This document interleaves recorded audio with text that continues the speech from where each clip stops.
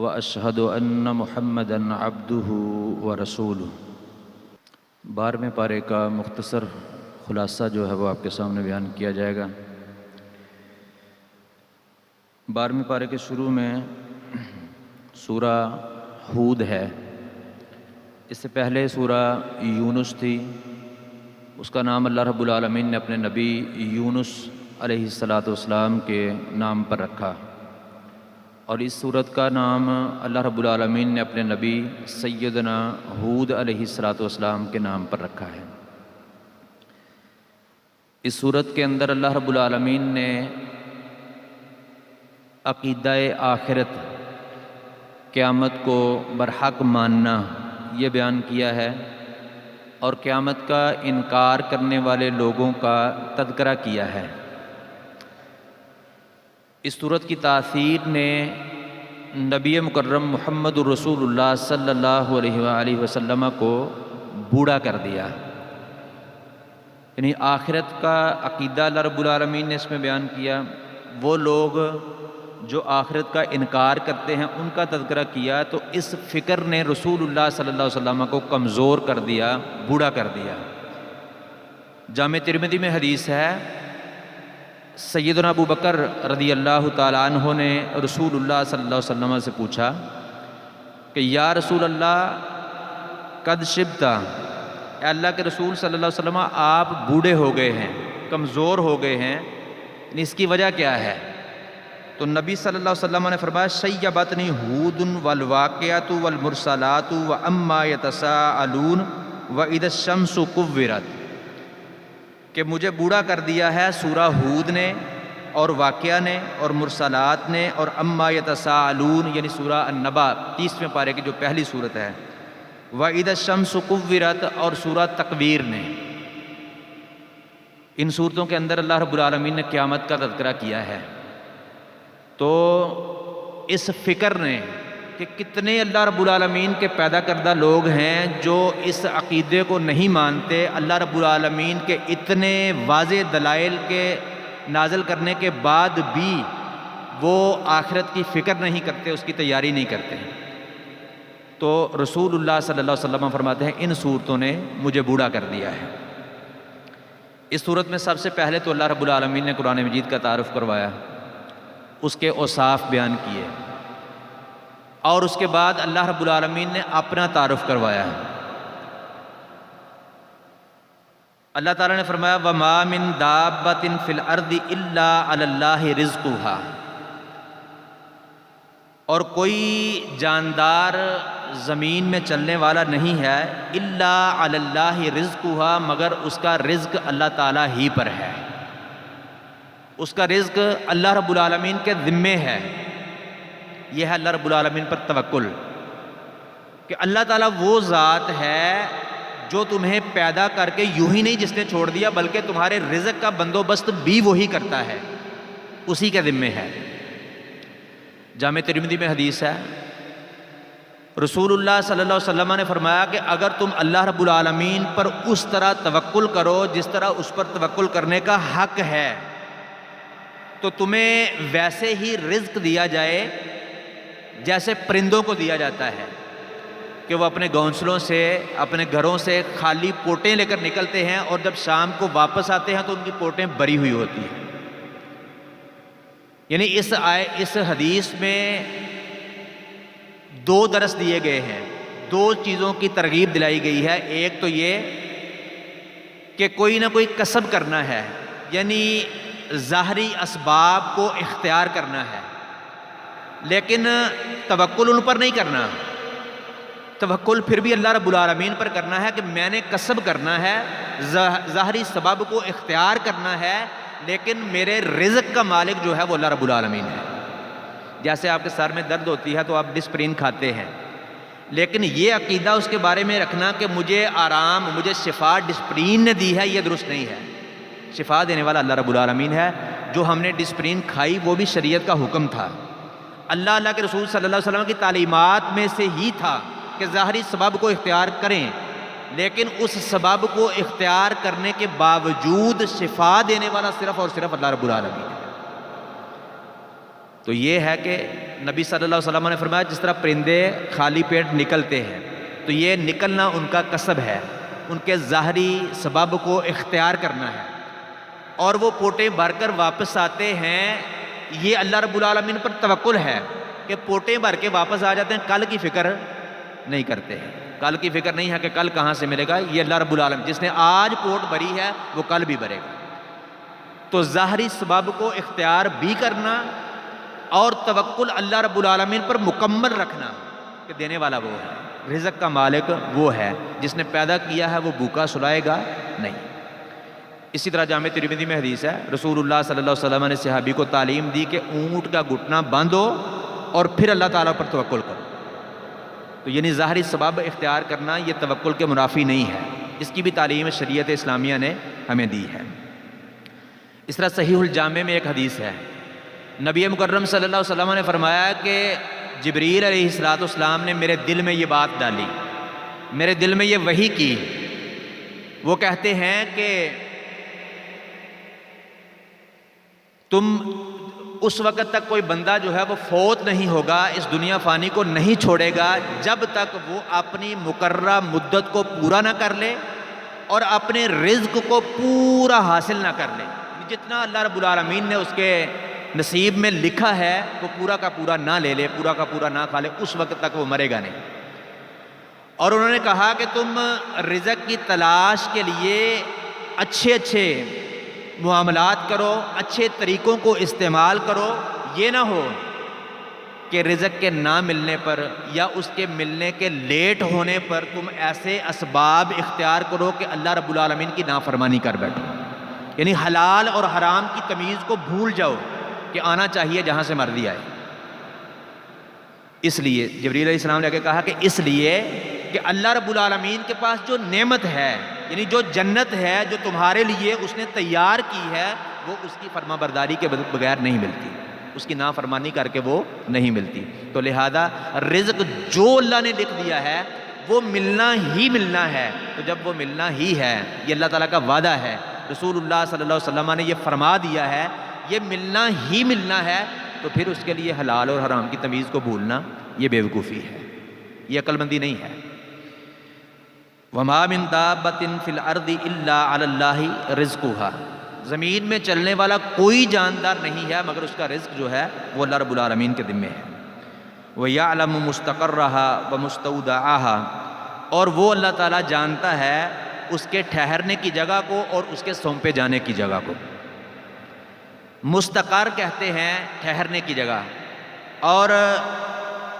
مستودعون کہتے ہیں سونپے جانے کی جگہ۔ ٹھہرنے کی جگہ سے مراد یعنی اللہ رب العالمین صرف دنیا میں نہیں بلکہ ان جگہوں کو بھی جانتا ہے جہاں جہاں پہ بھی انسان نے ٹھہرنا ہے اور جہاں پہ بعد میں سونپے جانا ہے۔ ٹھہرنے کی جگہ بے شک اس کے باپ کی پشت ہو یا اس کی ماں کا رحم ہو، یا دنیا کے اندر زندگی بسر کرنے کے لیے کوئی بھی جگہ اللہ رب العالمین نے اس کے نصیب میں جو ہے لکھی ہے، جہاں جہاں پہ بھی وہ زندگی گزارے گا، جہاں جہاں پہ بھی وہ رہے گا، یہ ساری جگہیں اللہ رب العالمین کو پہلے ہی معلوم ہے۔ اور اس کے سونپے جانے کی جگہ کہ بعد میں اس نے جنت میں جانا ہے یا جہنم میں جانا ہے، اس کا معاملہ کیا ہونا، یعنی دنیا میں اس کے ٹھہرنے کی جگہ کو اور دنیا کے بعد موت کے بعد والے معاملات کو بھی اللہ رب العالمین جانتے ہیں۔ یہ اللہ تبارک و تعالیٰ کا تعارف ہے۔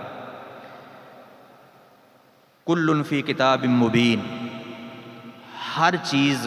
کتاب مبین میں ہے، یعنی لوح محفوظ میں ہے۔ اللہ رب العالمین نے جو تقدیر لکھی ہے،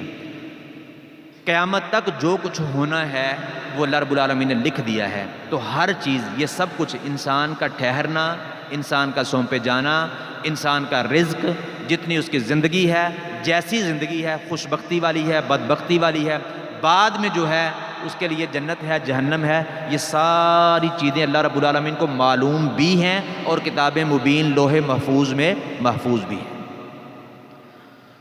وَهُوَ الَّذِي خَلَقَ السَّمَاوَاتِ وَالْأَرْضَ فِي سِتَّةِ أَيَّامٍ، اور وہی ہے جس نے پیدا کیا آسمانوں کو اور زمین کو، فی ستۃ ایام، 6 دنوں میں۔ یہ بھی اللہ تعالیٰ کا تعارف ہے کہ وہی ہے جس نے پیدا کیا آسمانوں اور زمین کو۔ وہ اللہ تعالیٰ ہی ہے جو خالق ہے آسمانوں کا بھی اور زمین کا بھی۔ یہاں پہ السماوات جو ہے وہ جمع ہے اور الارض جو ہے وہ واحد ہے۔ تو کچھ لوگ یہ سمجھتے ہیں کہ آسمان جو ہیں وہ 7 ہیں، یعنی یہ جمع کا صیغہ ہے، اور زمین کے لیے حدیث میں بھی قرآن میں بھی ہر جگہ پہ الارض ہی استعمال ہوتا ہے۔ تو صحیح حدیث سے ثابت ہے کہ زمینیں بھی 7 ہیں اور آسمان بھی 7 ہیں۔ یہ الارض کیوں استعمال ہوا ہے؟ یہ اسم جنس جمعی ہے، یہ واحد جمع سب کے لیے ایک ہی لفظ، یہی لفظ الارض ہی بولا جاتا ہے۔ زمینیں زیادہ ہیں، 7 ہیں، اس کی دلیل کیا ہے؟ جامع ترمذی کے اندر صحیح حدیث ہے، رسول اللہ صلی اللہ علیہ وسلم نے فرمایا کہ جناب موسیٰ علیہ السلام نے اللہ تبارک و تعالیٰ سے کہا کہ اے میرے رب مجھے ایسے کلمات سکھا کہ جن کے ساتھ میں تیرا ذکر کروں، اور وہ ایسے کلمات ہوں کہ تیری مخلوق میں سے کوئی اور ان کلمات کے ساتھ تیرا ذکر نہ کرتا ہو۔ تو اللہ تبارک و تعالیٰ نے فرمایا کہ موسیٰ کہہ لا الہ الا اللہ۔ موسیٰ علیہ السلام نے کہا اللہ یہ تو تیرے سارے بندے کہتے ہیں، میں نے تو کہا کوئی ایسا ذکر بتا جس کے ساتھ میں تیرا ذکر کروں، کوئی اور بندہ تیرا وہ ذکر نہ کرتا ہو۔ تو موسیٰ اللہ رب العالمین نے فرمایا کہ موسیٰ تکڑی کے ایک پلڑے کے اندر 7 آسمان اور ان کے اندر جو کچھ ہے میرے علاوہ وہ رکھ دو، اور 7 زمینیں اور جو کچھ ان کے اندر ہے میرے علاوہ وہ رکھ دو، اور دوسرے پلڑے کے اندر لا الہ الا اللہ رکھ دو۔ تو لا الہ الا اللہ والا پلڑا جو ہے وہ باری ہوگا۔ تو ایک تو اس میں لا الہ الا اللہ ذکر کی جو ہے وہ فضیلت ہے، اور دوسرا اس حدیث کے اندر دلیل ہے کہ رسول اللہ صلی اللہ علیہ وسلم نے فرمایا ہے کہ اللہ رب العالمین فرماتے ہیں کہ 7 زمینیں اور جو کچھ ان کے اندر ہے، یعنی زمینیں بھی 7 ہی ہیں اور آسمان بھی 7 ہی ہیں۔ اللہ تعالیٰ نے 6 دنوں کے اندر ان کو بنایا ہے۔ تو اس پر ایک سوال ہوتا ہے کہ اللہ رب العالمین کی تو صفت ہے کن فیکون، وہ کہتا ہے ہو جا تو وہ ہو جاتا ہے۔ تو یہاں پہ اللہ رب العالمین نے آسمان و زمین کے بنانے میں 6 دن کیوں لگائے ہیں؟ تو اس کی ایک حکمت جو سمجھ آتی ہے وہ یہ ہے کہ اللہ رب العالمین نے اپنے بندوں کو سٹیپ بائی سٹیپ جو ہے وہ کام کرنا سکھایا ہے، کہ ایک ہی وقت میں بندہ کہے کہ میں جو ہے راتوں رات امیر بن جاؤں،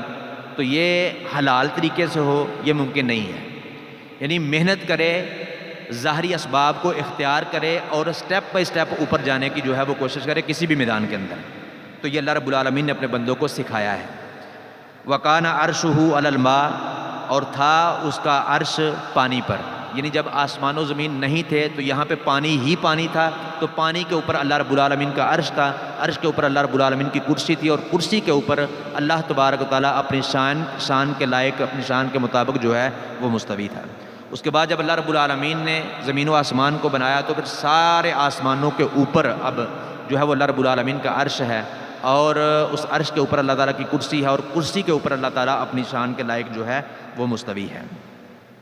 لِيَبْلُوَكُمْ أَيُّكُمْ أَحْسَنُ عَمَلًا، تاکہ وہ آزمائے تم میں سے کون سب سے اچھا ہے عمل کے اعتبار سے۔ یعنی میری اور آپ کی زندگی جو ہے یہ آزمائش ہے، یہ ہم دارالامتحان میں ہیں، آزمائش میں ہیں۔ یہاں پہ دیکھا جائے گا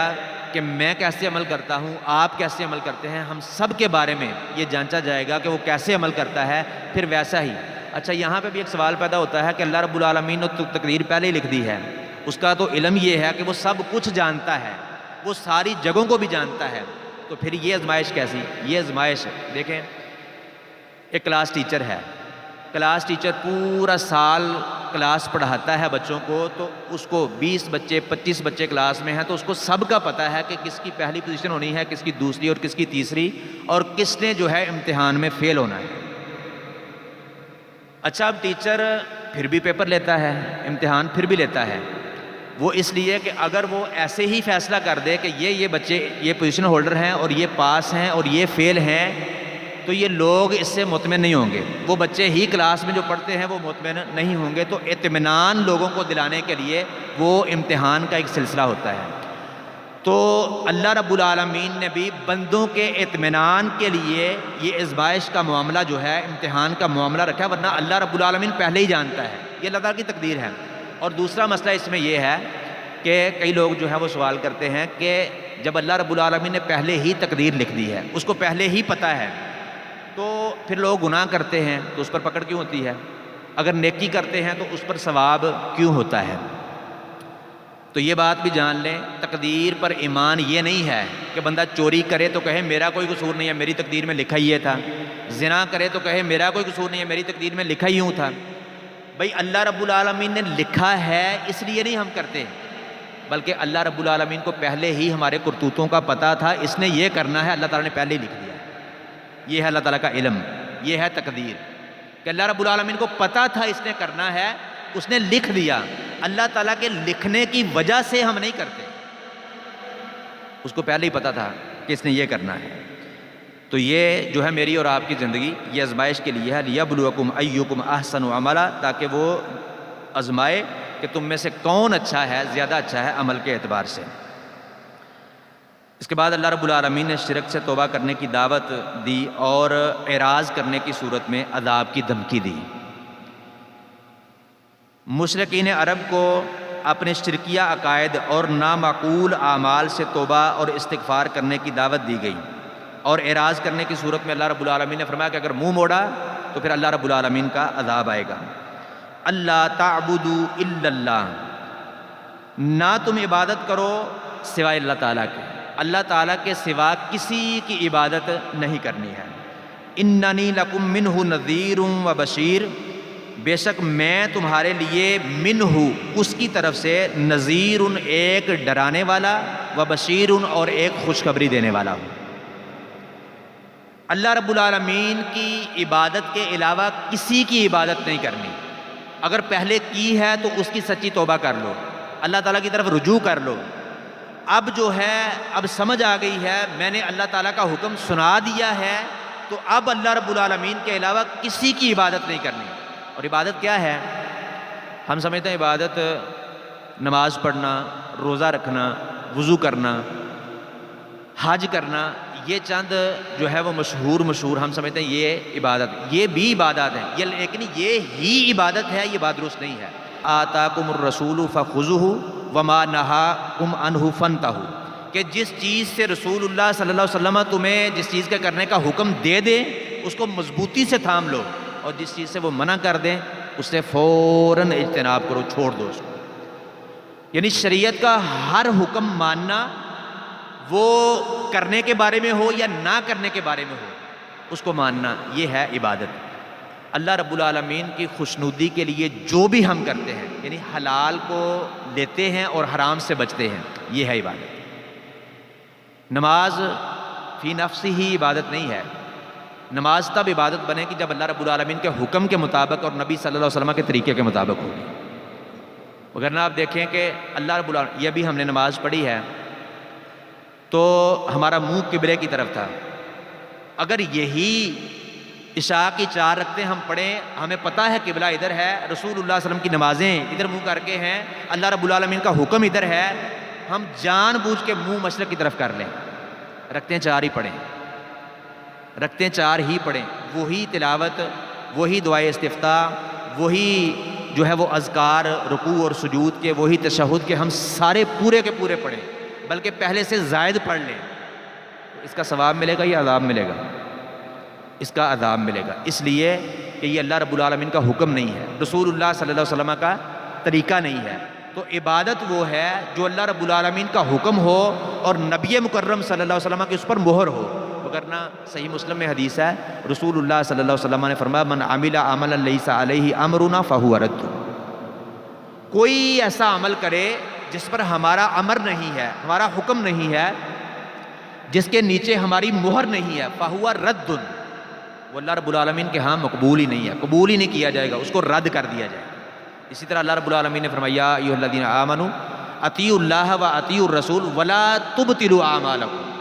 اے لوگو جو ایمان لائے ہو اللہ کی بات مانو، رسول کی بات مانو، اپنے اعمال کو برباد نہ کرو۔ یعنی اگر اللہ کی اطاعت، رسول اللہ صلی اللہ علیہ وسلم کی اطاعت کے علاوہ عمل ہوگا، بظاہر وہ کتنا ہی نیک ہو، لیکن نبی مکرم صلی اللہ علیہ وسلم کی مہر کے بغیر ہے، آپ کے طریقے کے بغیر ہے، آپ کے امر کے بغیر ہے، تو وہ رد کر دیا جائے گا، وہ عمل باطل ہو جائے گا، اللہ تبارک و تعالیٰ اس کو قبول نہیں کریں گے اور اس کو ذخیرہ آخرت نہیں بنائیں گے۔ تو اللہ تعبدوا الا اللہ، اللہ تعالیٰ کے سوا کسی کی عبادت نہ کرو، اننی لکم منہ نذیر و بشیر، بے شک میں تمہارے لیے اس کی طرف سے ایک نذیر اور ایک بشیر ہوں، ڈرانے والا اور خوشخبری دینے والا۔ یہ رسول اللہ صلی اللہ علیہ وسلم کے وصف ہیں، اور نبی مکرم صلی اللہ علیہ وسلم کی بعثت کے مقاصد بھی ہیں کہ آپ کو جس مقصد کے لیے اللہ رب العالمین نے نبوت اور رسالت دی وہ کیا ہے؟ نذارت اور بشارت، دونوں ہی چیزیں۔ صرف اور صرف امید ہی بندے کو دلاتے رہنا کہ کوئی مسئلہ نہیں ہے جی، اللہ بڑا غفور الرحیم ہے، اللہ معاف کرنے والا ہے، کوئی مولوی بیان کرتے ہی رہتے ہیں جہنم کی ہولناکیاں، اس کے عذابات، قبر کے عذابات، یہ کرتے ہی رہتے ہیں، ان کا کام ہے، اللہ بڑا غفور الرحیم ہے، یہ بھی درست نہیں ہے۔ یعنی بندہ اتنا پر امید ہو جائے کہ عمل کو چھوڑ بیٹھے، یہ بھی درست نہیں ہے، اور اتنا لوگوں کو خوف زدہ کر دیا جائے کہ جہنم، اس کی ہولناکیاں، عذاب، قبر، یہ ساری چیزیں بیان کرے، بندہ جنت کو بیان ہی نہ کرے، اللہ تعالیٰ کی رحمت کو بیان ہی نہ کرے، اور لوگ یہ دونوں طریقوں سے لوگ جو ہے وہ عمل سے پیچھے ہٹ جاتے ہیں کہ اگر امید ہی دلائی جائے تو اللہ بڑا غفور الرحیم ہے، معاف کر دے گا، کوئی مسئلہ نہیں ہے، اور اگر یہ کہا جائے کہ بھئی اللہ تعالیٰ کا عذاب ہی بڑا سخت ہے اور جنت کا ذکر نہ کیا جائے، امید دلائی نہ جائے، تو پھر بھی بندہ چھوڑ دے، پھر جو ہوگا دیکھا جائے گا، زندگی تو اچھی گزارنے، وہاں پہ تو ڈنڈے پڑنے ہی پڑنے ہیں۔ تو دونوں چیزوں کے لیے رسول اللہ صلی اللہ علیہ وسلم کو اللہ رب العالمین نے مبعوث کیا کہ لوگوں کو خوف بھی دلانا ہے اور امید بھی دلانی ہے، نذارت اور بشارت، اور یہی ڈیوٹی اللہ رب العالمین نے محمد رسول اللہ صلی اللہ علیہ وسلم کو دی، آج میری اور آپ کی، رسول اللہ صلی اللہ علیہ وسلم کے امتیوں کی۔ نبی صلی اللہ علیہ وسلم فرمایا، صحیح بخاری میں حدیث ہے، بلغوا انی ولو آیہ، ایک آیت بھی مجھ سے پہنچی ہے تو اس کی بھی تبلیغ کرنی ہے، اس کو بھی لے کر نکلنا ہے۔ تو یہ میری اور آپ کی بھی ڈیوٹی ہے، لوگوں کو ڈرانا بھی اور خوشخبری بھی دینا۔ ڈرانا کس چیز سے ہے؟ اللہ رب العالمین کے عذاب سے، کہ اگر ایمان نہ لائے یا ایمان لا کر شرک کی آمیزش کی یا بدعات، خرافات، رسول اللہ صلی اللہ علیہ وسلم کی مہر کے بغیر اعمال کرتے رہے تو پھر اللہ تعالیٰ کا عذاب ہے، اور اگر ایمان لے آئے اور اللہ تعالیٰ کے مطلوب اور مقصود مومن بندے بن گئے، رسول اللہ صلی اللہ علیہ وسلم کی مہر والے اعمال کے ساتھ زندگی بسر کی، تو پھر اللہ تعالیٰ کی طرف سے بے شمار انعامات کی بارش ہے، اللہ تعالیٰ کی جنت ہے، جنت کی نعمتیں ہیں، بے شمار نعمتیں ہیں، وہ نعمتیں کہ جس کے بارے میں نہ کسی انسان نے جن کو چھوا ہے نہ ان کے بارے میں سوچا ہے، ایسی ایسی نعمتیں اللہ رب العالمین نے رکھی ہیں۔ وَأَنِ اسْتَغْفِرُوا رَبَّكُمْ، اور اپنے رب سے بخشش مانگو، معافی طلب کرو، ثُمَّ تُوبُوا إِلَيْهِ، اور پھر اسی کی طرف رجوع کرو، یمتعکم متاعا حسنا الی اجل مسمى، اگر یہ کام کرو گے تو وہ تمہیں ایک مقررہ مدت تک اچھا ساز و سامان مہیا کرے، زندگی گزارنے کے لیے اچھا ساز و سامان ایک مقررہ مدت تک، یعنی تمہاری موت تک جو ہے وہ مہیا کرے گا۔ وَيُؤْتِي كُلَّ ذِي فَضْلٍ فَضْلَهُ، اور وہ دیتا ہے ہر زیادہ عمل والے کو زیادہ ثواب، یعنی جتنا کوئی زیادہ عمل کرے گا اتنا ہی وہ زیادہ ثواب دے گا، ایک مطلب اس کا یہ ہے۔ دوسرا یہ ہے کہ ہر زیادہ عمل والے کو زیادہ ثواب، یعنی ایک کے بدلے 10 جو اللہ رب العالمین نے مست، اللہ تعالیٰ کا قانون ہے، قاعدہ ہے کہ ایک نیکی کرو گے تو 10 نیکیاں جو ہے نامہ اعمال میں لکھی جائیں گی، صحیح بخاری اور مسلم کی متفق علیہ حدیث ہے۔ اور اللہ رب العالمین کا وعدہ بھی ہے، یہ دیکھیں نمازیں ہم کتنی پڑھتے ہیں؟ 5، ثواب کتنا لکھا جاتا ہے؟ 50 کا، ایک پر 10 کا ثواب، 10 تو مست ہے، اور صحیح بخاری مسلم کی حدیث کے مطابق اگر اس کی نیت بہت اچھی ہے، للہیت بہت اچھی ہے، خشیت الہی بہت اچھی ہے، اس کی محنت بہت اچھی ہے، تو پھر وہی ایک نیکی کا ثواب اللہ رب العالمین 700 گنا تک کر دیتا ہے۔ اور اگر نیت اس سے بھی زیادہ اچھی ہے، خشوع اور خضوع اس سے بھی زیادہ اچھا ہے، الی اضعاف کثیرہ، پھر دگنوں کی طرح پتہ نہیں کتنے گنا بڑھا چڑھا کر اللہ رب العالمین ایک نیکی کا نامہ اعمال میں جو ہے وہ لکھ دیتا ہے، ایک نیکی۔ لیکن جب بندہ گناہ کرتا ہے تو اس کو بڑھایا نہیں جاتا ہے، جتنا وہ کرتا ہے اتنا ہی لکھا جاتا ہے۔ اگر وہ اس کو بھی جس کا وہ سوچتا ہے فلاں گناہ کرنا ہے اس کو چھوڑ دیتا ہے، اللہ تعالیٰ کا خوف آ جاتا ہے اس کو، کسی کا کوئی درس سن لیتا ہے کہ قرآن مجید کی آیت سن لیتا ہے، وہ ڈر جاتا ہے اور چھوڑ دیتا ہے، تو اس چھوڑنے کی بھی مکمل کامل ایک نیکی رسول اللہ صلی اللہ علیہ وسلم نے فرمایا اللہ رب العالمین اس کا نامہ اعمال میں لکھ دیتے ہیں۔ تو یہ مطلب ہے کہ اللہ تعالیٰ ہر فضل والے کو فضل دیتا ہے، یعنی ہر زیادہ عمل والے کو زیادہ ثواب اس کا جو ہے دیتا ہے۔ وَإِن تَوَلَّوْا، اگر تو نیکی کرو گے، ایمان لاؤ گے، اطاعت کرو گے تو بے شمار انعامات ہیں، اور اگر تم نے منہ پھیر لیا، توبہ نہ کی کہ شرک پر تھے، بدعت پر تھے، خرافات میں ڈوبے ہوئے تھے، اپنی من مرضی سے اعمال کر رہے تھے، رسول اللہ صلی اللہ علیہ وسلم کی مہر کے بغیر اعمال کر رہے تھے، سمجھانے پر اور آیات سنانے پر اور اللہ کے رسول صلی اللہ علیہ وسلم کے احکامات سنانے پر بھی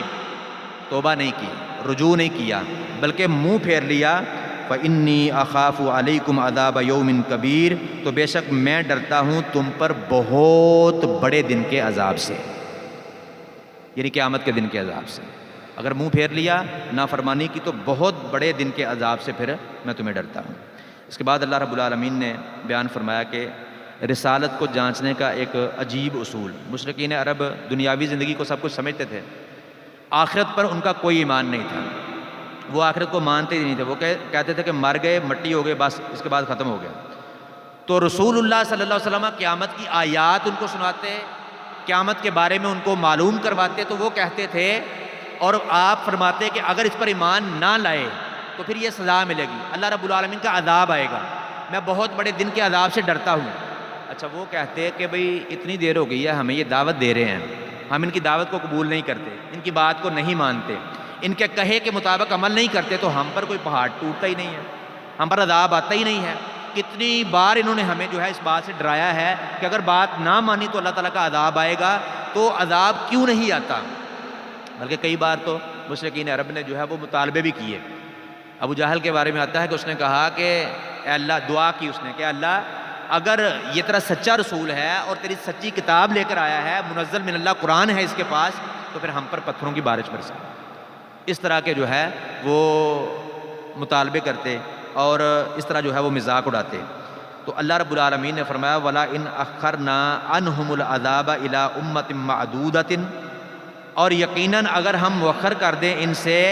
عذاب کو ایک گنی ہوئی مدت تک، لَيَقُولُنَّ مَا يَحْبِسُهُ، تو یہ ضرور کہیں گے کہ کس چیز نے اس کو روک دیا ہے، یعنی ہم پر عذاب کیوں نہیں آ رہا۔ یہ ہمیں دعوت دے رہے ہیں، ہمیں آخرت کی فکر کی جو ہے وہ دعوت دے رہے ہیں، اس پر آیات سنا رہے ہیں، اس کے بارے میں معلوم کروا رہے ہیں، ہم ان کی بات کو نہیں مانتے ہیں، تو ہم پر پہاڑ کیوں نہیں گرتا، ہم پر جو ہے وہ عذاب کیوں نہیں آتا؟ اللہ رب العالمین کہیں گے کس چیز نے اس کو روکا ہے؟ تو اللہ تعالیٰ فرماتے ہیں الا، خبردار، یوم یاتیہم لیس مصروفا عنہم، خبردار سن لو، اگر جس دن وہ آ گیا ان پر تو پھر ان سے ہٹایا جانے والا نہیں ہوگا۔ جب اللہ تعالیٰ کا عذاب آ گیا پھر ان سے ہٹایا جانے والا نہیں ہوگا، یعنی ان کے اندر وہ طاقت نہیں ہوگی، جرت نہیں ہوگی کہ اللہ رب العالمین کے عذاب سے بچ جائیں، کہیں دور بھاگ جائیں، دوڑ جائیں۔ وہ کہا تھا نا نوح علیہ السلام کے بیٹے نے، انہوں نے کہا بھی اس سیلاب کے اندر غرق ہو جاؤ گے وگرنہ مجھ پر ایمان لے آؤ۔ اس نے کہا سیلاب آ گیا تو کیا ہے، میں اتنا بڑا پہاڑ ہے اس کے اوپر چڑھ جاؤں گا۔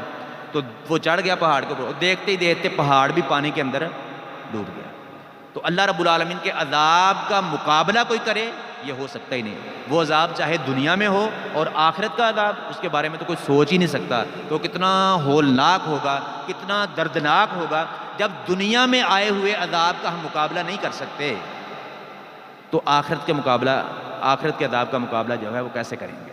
تو اللہ تعالیٰ فرماتے ہیں یہ اب تو مذاق اڑاتے ہیں کہ وہ کیوں نہیں آتا ہم پر، جب وہ آ گیا تو ان سے ہٹایا جانے والا نہ ہوگا۔ وَحَاقَ بِهِم مَّا كَانُوا بِهِ يَسْتَهْزِئُونَ، اور ان کو وہی چیز گھیر لے گی جس کے بارے میں یہ مذاق اڑایا کرتے ہیں، یعنی قیامت، عذاب، اچانک اس کا برپا ہو جانا۔ اللہ کے رسول صلی اللہ علیہ وسلم ان کو دعوت دیتے ہیں، یہ مانتے نہیں ہیں، تو جب وہ آ جائے گا وہی چیز ان کو گھیر لے گی جس کا یہ مذاق اڑاتے ہیں۔ اس کے بعد اللہ رب العالمین نے بیان کیا کہ تنگ دستی ہو یا خوشحالی، مومن کا کردار کیا ہوتا ہے، یہ اللہ تبارک تعالیٰ نے بیان فرمایا وَلَئِنْ أَذَقْنَا الْإِنسَانَ مِنَّا رَحْمَةً ثُمَّ نَزَعْنَاهَا، اور یقیناً اگر ہم چکھائیں انسان کو اپنی طرف سے کوئی رحمت، ثُمَّ نَزَعْنَاهَا، پھر ہم اس سے چھین لیں، منہ وہ چیز، لَيَعُوسٌ کفور، تو یقیناً بڑا نا امید اور بڑا ناشکرا ہوگا۔ وَلَئِنْ أَذَقْنَاهُ نَعْمَاءَ بَعْدَ ضَرَّاءَ مَسَّتْهُ، اور یقیناً اگر ہم اس کو چکھائیں کوئی نعمت اس تکلیف کے بعد جو اس کو پہنچی، لا یقولن، تو یقیناً ضرور کہے گا ذہب السیئات، برائیاں چلی گئیں، تکلیفیں چلی گئیں، انی، مجھ سے، انہ لفرح فخور، بڑا خوش ہونے والا اور بڑا فخر کرنے والا ہوگا۔ الا الذین صبروا، مگر وہ لوگ جنہوں نے صبر کیا، وعملوا الصالحات، اور نیک اعمال کیے، اولئک لہم مغفرۃ، تو ان کے لیے بہت بڑی مغفرت، واجر کبیر، اور بہت بڑا اجر ہے۔ یہاں پہ اللہ رب العالمین نے دو طرز زندگی جو ہے بیان کیا، ایک کافروں کا، ناشکرے لوگوں کا، اور ایک شکر گزار مومن بندوں کا، کہ انسان کو جب ہم کوئی نعمت دیتے ہیں تو اس کے ساتھ بڑا خوش ہوتا ہے۔ جب وہ نعمت اللہ تعالیٰ دینے والے ہیں تو اللہ تعالیٰ نعمت دے کر بھی آزماتے ہیں اور نعمت کو چھین کر بھی آزماتے ہیں، تو دیتے ہیں تو بڑا خوش ہوتا ہے، بڑا پھولنے والا ہوتا ہے، بڑا فخر کرنے والا ہوتا ہے۔ جب اللہ تعالیٰ واپس لے لیتے ہیں تو پھر ناشکرا بن جاتا ہے، پھر بڑا ہی ناشکرا بن جاتا ہے۔ تو اللہ رب العالمین نے فرمایا کہ مومن بندے، وہ لوگ جنہوں نے صبر کیا اور نیک اعمال کیے، وہ لوگ ایسے نہیں ہیں، وہ ان کا طرز زندگی یہ نہیں ہے کہ وہ مصیبت میں تو اللہ تعالیٰ کو پکارے اور خوشحالی میں جو ہے وہ اللہ تعالیٰ کو بھول جائیں۔ صحیح مسلم میں حدیث ہے، صہیب رضی اللہ تعالیٰ عنہ راوی ہیں، فرماتے ہیں کہ اللہ کے نبی صلی اللہ علیہ وسلم نے فرمایا عجبا لامر المؤمن ان امرہ کلہ لہ خیر، کہ مومن کا معاملہ اتنا عجیب ہے، سارے کا سارا خیر پر ہے۔ وَلَيْسَ ذَلِكَ لِأَحَدٍ إِلَّا لِمُؤْمِنٍ، اور یہ پیکج اللہ رب العالمین نے سوائے مومن کے کسی اور کو دیا ہی نہیں ہے، کہ اس کی ساری زندگی کے تمام مراحل جو ہیں وہ خیر ہی پر ہوں، اس میں شر ہو ہی نہ۔ یہ مومن کے علاوہ کسی کو اللہ تعالیٰ نے نہیں دیا، کہ جب اس کو کوئی خوشی پہنچتی ہے تو وہ شکر کرتا ہے تو وہ اس کے لیے خیر بن جاتی ہے، جب اس پر کوئی مصیبت آتی ہے، پریشانی، بیماری آتی ہے تو وہ صبر کرتا ہے تو وہ اس کے لیے خیر بن جاتی ہے۔ یعنی کسی بھی حال میں وہ اللہ رب العالمین کا شکوہ، شکایت زبان پر نہیں لاتا۔ خوشی ملتی ہے تو اپنی بڑائی بیان نہیں کرتا کہ میں نے بڑی محنت کی، میرے ساتھیوں نے بڑی محنت کی، ہمارا کمال ہے، نہیں، وہ کہتا ہے میں اس قابل نہیں تھا لیکن اللہ رب العالمین نے مجھے اس قابل بنایا، یہ نعمت مجھے عطا کی، اس پر میں اللہ رب العالمین کا شکر ادا کرتا ہوں، تو اللہ تعالیٰ کی رحمت سے وہ اس کے لیے خیر بن جاتی ہے۔ جب مصیبت، پریشانی، بیماری، آزمائش آتی ہے تو وہ اس پر صبر کرتا ہے، واویلا، شکوے، شکایتیں نہیں کرتا ہے، تو اللہ تعالیٰ کی طرف سے اس کے لیے وہ بھی خیر بن جاتی ہے۔ وہ خیر کس طرح بنتی ہے؟ صحیح بخاری اور مسلم کی دوسری حدیث ہے، ابو سعید خدری رضی اللہ تعالیٰ عنہ راوی ہیں، وہ کہتے ہیں کہ نبی صلی اللہ علیہ وسلم نے فرمایا ما یصیب المسلم من نصب ولا وصب ولا سقم حتى الشوکۃ یشاق اللہ غفر اللہ بها من خطایا، کہ مسلمان بندے کو کوئی پریشانی، کوئی مصیبت، بیماری، بخار، حتیٰ کہ کانٹا بھی چبھتا ہے تو اس کے بدلے میں اللہ تعالیٰ اس کے گناہوں کو معاف کرتے ہیں۔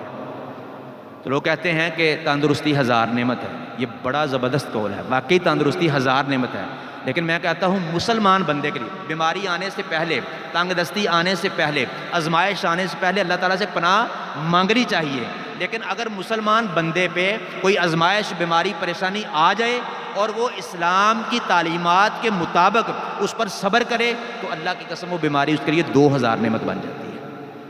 کیسے 2000 نعمت بنتی ہے؟ نبی صلی اللہ علیہ وسلم فرمایا اس کے بدلے میں اللہ رب العالمین اس کو گناہوں کو معاف کرتے ہیں۔ یہی میری اور آپ کی زندگی کا مقصد ہے۔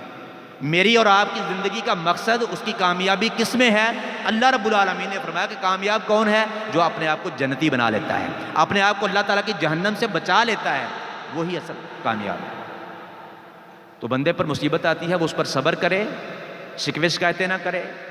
صبر کرے تو وہ اس کے لیے خیر بن جاتی ہے، اس لیے کہ اللہ تعالیٰ اس کے گناہوں کو معاف کرتے ہیں۔ گناہ نہیں ہوں تو اللہ تعالیٰ اس کے درجات کو بلند کرتے ہیں۔ تو یہ اللہ رب العالمین نے جو ہے وہ فرق بیان کیا مومن کے طرز زندگی میں اور کافر کے طرز زندگی میں۔ اللہ تبارک و تعالیٰ سے دعا ہے کتاب و سنت کو صحیح معنوں میں سمجھنے، عمل کرنے اور دوسروں تک پہنچانے کی توفیق عطا فرمائے۔ وما توفیقی الا باللہ۔